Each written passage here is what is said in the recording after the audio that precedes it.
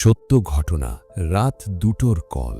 ঘটনাটি ২০১৫ সালে পশ্চিমবঙ্গের এক প্রত্যন্ত এলাকায় ঘটে। রাত ২টোর পর যদি আপনার ফোনে এমন কারো কল আসে যে মানুষটা ইতিমধ্যেই মারা গেছে, তাহলে আপনি ফোন ধরবেন তো? আজ যে ঘটনাটা বলবো সেটা বানানো গল্প নয়, এটা সত্য ঘটনা। আর এই ঘটনার পর একজন মানুষ আর কখনো রাত ২টোর পর ফোন ধরেনি। ঘটনাস্থল ২০১৫ সাল, পশ্চিমবঙ্গের বর্ধমান জেলার কাছাকাছি এক ছোট গ্রাম। গ্রামের নামটা আজও কেউ মুখে আনতে চায় না, কারণ ওই গ্রামে রাতে একটা অদ্ভুত ব্যাপার ঘটে। সুমন কলকাতায় চাকরি করত, কিন্তু ওই সময় বাবার অসুস্থতার জন্য গ্রামে ফিরে আসে কয়েকদিনের জন্য। গ্রামের বাড়িটা পুরনো, চারদিকে খোলা মাঠ, পেছনে শ্মশান। রাতে পোকামাকড়ের শব্দ ছাড়া আর কিছুই শোনা যায় না। প্রথম রাতটা মোটামুটি স্বাভাবিকই ছিল। খাওয়া দাওয়ার পর সুমন ঘুমিয়ে পড়ে, কিন্তু ঠিক রাত ২:১৭ টিং টিং ফোন বেজে ওঠে। স্ক্রিনে নাম দেখে সুমনের বুকটা ধক করে ওঠে। Caller ID Rahul. রাহুল ছিল সুমনের ছোটবেলার বন্ধু, কিন্তু সমস্যা একটাই, রাহুল ৩ বছর আগে মারা গেছে একটা দুর্ঘটনায়। এই গ্রামে ভয় আর অবিশ্বাস। সুমন ভাবে হয়তো ভুল দেখছি, চোখ মুছে আবার দেখে, না, নামটা ঠিকই আছে। ফোন বেজেই চলেছে। শেষে ভয়ে কাঁপতে কাঁপতে সে কলটা ধরে ফেলে। ওপাশ থেকে ধীরে ধীরে একটা পরিচিত কণ্ঠ, সুমন, তুই কি আমাকে চিনতে পারছিস? গলার স্বরটা একদম রাহুলের মতোই, কিন্তু কণ্ঠটা ভেজা, ভারী।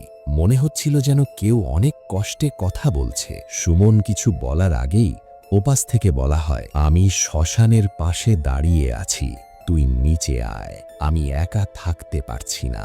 এই কথা শুনেই সুমনের শরীরটা ঠান্ডা হয়ে যায়, কারণ রাহুলের দাহক্রিয়া ঠিক ওই শ্মশানেই হয়েছিল। কলটা কেটে যায়। হঠাৎ করেই কলটা কেটে যায়। ঘরের বাতাস যেন ভারী হয়ে ওঠে।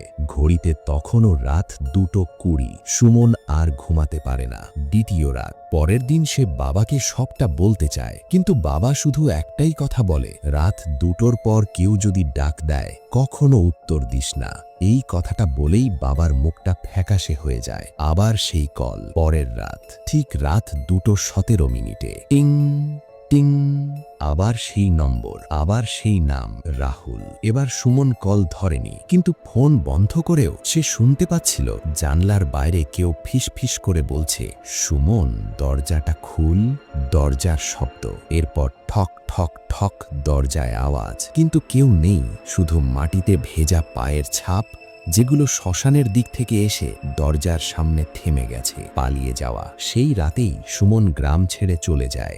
আজও সে জীবিত, কিন্তু তার ফোনে আজও মাঝে মাঝে রাত ২:১৭ একটা মিসড কল আসে। নামটা বদলায়নি, কলার আইডি রাহুল। শেষ কথা, এই ঘটনা সত্যি। গ্রামের লোকজন আজও বলে, রাত ২টোর পর মৃতরা কল করে। আপনি যদি আজ রাতে এই ভিডিও দেখার পর হঠাৎ ফোনে স্ক্রিন জ্বলে উঠতে দেখেন, একবার ভাববেন ফোনটা ধরবেন তো?